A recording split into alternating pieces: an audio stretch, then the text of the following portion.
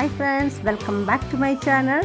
Friends, summer special ಮತ್ತು ಮಕ್ಕಳ favourite mango ಫ್ರೂಟಿಯನ್ನು ಮನೆಯಲ್ಲೇ ತುಂಬ ಕಡಿಮೆ ಸಾಮಗ್ರಿಗಳನ್ನು ಬಳಸಿ ತುಂಬ ಸುಲಭವಾಗಿ ಹೇಗೆ ಮಾಡೋದು ಅಂತ ತೋರಿಸ್ತಾ ಇದ್ದೀನಿ. ವಿಡಿಯೋನ ಸ್ಕಿಪ್ ಮಾಡದೆ ನೋಡಿ, ಬನ್ನಿ ಮಾಡೋ ವಿಧಾನ ಹೇಗೆ ಅಂತ ನೋಡೋಣ. ನಾನಿಲ್ಲಿ ಮ್ಯಾಂಗೋ ಫ್ರೂಟಿಯನ್ನು ಮಾಡೋದಕ್ಕೆ 2 ಮಾವಿನ ಹಣ್ಣನ್ನು ತೊಗೊಂಡಿದ್ದೀನಿ. ಆದಷ್ಟು ಸಿಹಿಯಾಗಿರೋಂಥ ಹಣ್ಣನ್ನೇ ತೊಗೊಳ್ಳಿ. ಇವಾಗ ಇದರ ಸಿಪ್ಪೆನೆಲ್ಲ ತೆಕ್ಕೊಂಡ್ಬಿಡೋಣ. ಸಿಪ್ಪೆನೆಲ್ಲ ತೆಗೆದಿದ್ದ ನಂತರ ಇದನ್ನು ಚಿಕ್ಕ ಚಿಕ್ಕದಾಗಿ ಕಟ್ ಮಾಡಿಬಿಟ್ಟು ಒಂದು ಬೌಲ್ಗೆ ಹಾಕ್ಕೊಳ್ತಾ ಇದ್ದೀನಿ. ಆದಷ್ಟು ಚೆನ್ನಾಗಿ ಕಳಿತಿರೋವಂಥ ಮಾವಿನ ಹಣ್ಣನ್ನೇ ಯೂಸ್ ಮಾಡಿ, ತುಂಬಾ ಚೆನ್ನಾಗಿರುತ್ತೆ.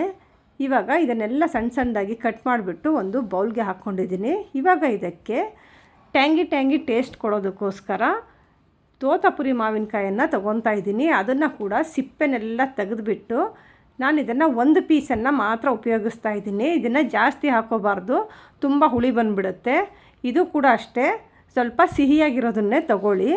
ನೋಡಿ, ಇದರಲ್ಲಿ 1 ಪೀಸನ್ನು ಮಾತ್ರ ತೊಗೊಂಡಿದ್ದೀನಿ. ಅದನ್ನು ಸಣ್ಣ ಸಣ್ಣದಾಗಿ ಕಟ್ ಮಾಡಿಬಿಟ್ಟು ಹಾಕ್ಕೊಳ್ತಾ ಇದ್ದೀನಿ. ಇವಾಗ ಇದನ್ನು ಮಿಕ್ಸಿ ಜಾರಿಗೆ ಹಾಕಿಬಿಟ್ಟು ನುಣ್ಣಗೆ ರುಬ್ಕೋಬೇಕು. ಇವಾಗ ಇದನ್ನೆಲ್ಲ ಜಾರಿಗೆ ಹಾಕ್ಕೊಳ್ತಾ ಇದ್ದೀನಿ. ಇವಾಗ ಇದಕ್ಕೆ ನಾನು 1/4 ಕಪ್ಪಷ್ಟು ಸಕ್ಕರೆಯನ್ನು ಹಾಕ್ಕೊಳ್ತಾ ಇದ್ದೀನಿ. ನೀವು ತಗೊಂಡಂಥ ಮಾವಿನ ಹಣ್ಣು ತುಂಬ ಹುಳಿ ಇದ್ದರೆ ಸಕ್ಕರೆ ಜಾಸ್ತಿ ಹಾಕ್ಕೋಬೇಕಾಗುತ್ತೆ. ನೋಡಿ, ಇದನ್ನು ರುಬ್ಬಿದ ನಂತರ ಈ ಸ್ಟೇಜಲ್ಲಿ ಟೇಸ್ಟ್ ಮಾಡಿ ನೋಡಿ. ಅದೇನಾದರೂ ತುಂಬ ಹುಳಿ ಅನಿಸಿದ್ರೆ ಮತ್ತೆ ಸ್ವಲ್ಪ ಸಕ್ಕರೆಯನ್ನು ಹಾಕ್ಕೊಳ್ಳಿ. ನೀವು ನಿಮ್ಮ ರುಚಿಗೆ ಅನುಗುಣವಾಗಿ ಸಕ್ಕರೆಯನ್ನು ಜಾಸ್ತಿ ಕಡಿಮೆ ಮಾಡ್ಕೋಬೋದು. ಇವಾಗ ಇದನ್ನು ಇನ್ನೂ ನುಣ್ಣಗೆ ರುಬ್ಕೊಳ್ಳೋಣ. ನೋಡಿ, ಇದು ಪೂರ್ತಿಯಾಗಿ ಫೈನ್ ಪೇಸ್ಟ್ ಆಗಿದೆ. ಇವಾಗ ಸ್ಟವ್ ಮೇಲೆ ಒಂದು ಪ್ಯಾನನ್ನು ಕಾಯೋದಕ್ಕೆ ಇಟ್ಕೊಂಡಿದ್ದೀನಿ. ನಂತರ ನಾವು ರುಬ್ಕೊಂಡಂಥ ಮಾವಿನ ಹಣ್ಣಿನ ಪೇಸ್ಟನ್ನು ಹಾಕ್ಕೊಳ್ತಾ ಇದ್ದೀನಿ. ಹಾಗೆ ಮಿಕ್ಸಿ ಜಾರಲ್ಲಿ ಉಳಿದಂಥ ಮಾವಿನ ಹಣ್ಣಿನ ಪೇಸ್ಟಿಗೆ ಸ್ವಲ್ಪ ನೀರನ್ನು ಹಾಕಿಬಿಟ್ಟು ಅದನ್ನು ಕೂಡ ಹಾಕ್ಕೊಳ್ತಾ ಇದ್ದೀನಿ. ಇವಾಗ ಲೋ ಫ್ಲೇಮಲ್ಲಿ 3ರಿಂದ 4 ನಿಮಿಷ ಹೀಗೆ ಕೈ ಆಡಿಸ್ಕೊತಾನೇ ಇರಬೇಕು. ಅದು ಬಿಟ್ಟರೆ ಸ್ವಲ್ಪ ತಳ ಹಿಡ್ಕೊಳ್ಳುತ್ತೆ. ನೋಡಿ, ಅದು ಸ್ವಲ್ಪ ಕುದಿಯೋಕ್ಕೆ ಸ್ಟಾರ್ಟ್ ಆಗ್ತಾ ಇದೆ. ನೀವು ಕೈ ಆಡಿಸ್ಕೊತಾನೇ ಇರಬೇಕು. ಇದು ಸ್ವಲ್ಪ ಗಟ್ಟಿಯಾಗ್ತಾ ಬರುತ್ತೆ. ನೋಡಿ, ಈಗ ಗಟ್ಟಿ ಆಗ್ತಾ ಬಂತು. ಈ ರೀತಿ ಲೈನ್ ಥರ ಬರ್ತಾ ಇದೆ, ಅಂದರೆ ಸ್ವಲ್ಪ ಗಟ್ಟಿಯಾಗೋದಕ್ಕೆ ಶುರು ಆಗಿದೆ. ಇವಾಗ ಸ್ಟವನ್ನು ಆಫ್ ಮಾಡಿಬಿಟ್ಟು ಇದನ್ನು ಒಂದು ಬೌಲ್ಗೆ ಹಾಕಿ ಸ್ವಲ್ಪ ತಣ್ಣಗಾಗೋದಕ್ಕೆ ಬಿಡೋಣ.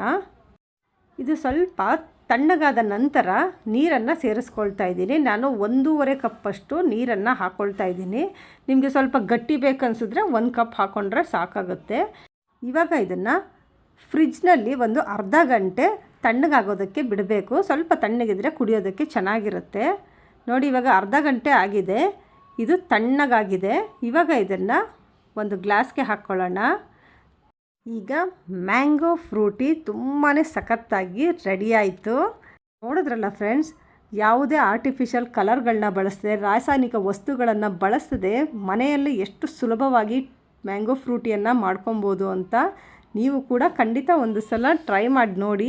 ಹೇಗೆ ಬಂತು ಅಂತ ನನಗೆ ಕಮೆಂಟ್ ಮಾಡಿ ತಿಳಿಸಿ. ಈ ರೆಸಿಪಿ ನಿಮಗೆ ಇಷ್ಟ ಆಗಿದ್ರೆ ಲೈಕ್ ಮಾಡಿ, ಶೇರ್ ಮಾಡಿ, ಸಬ್ಸ್ಕ್ರೈಬ್ ಮಾಡಿಲ್ಲ ಅಂದರೆ ಸಬ್ಸ್ಕ್ರೈಬ್ ಮಾಡಿ, ಬೆಲ್ ಐಕಾನ್ ಟಚ್ ಮಾಡಿ. ಇಷ್ಟೊತ್ತು ವಿಡಿಯೋ ನೋಡಿದ್ದಕ್ಕಾಗಿ ಧನ್ಯವಾದಗಳು. ಮತ್ತೊಂದು ಹೊಸ ರೆಸಿಪಿ ಜೊತೆ ಮತ್ತೆ ಭೇಟಿ ಮಾಡೋಣ. ಅಲ್ಲಿವರೆಗೂ ಟೇಕ್ ಕೇರ್, ಬಾಯ್ ಬಾಯ್.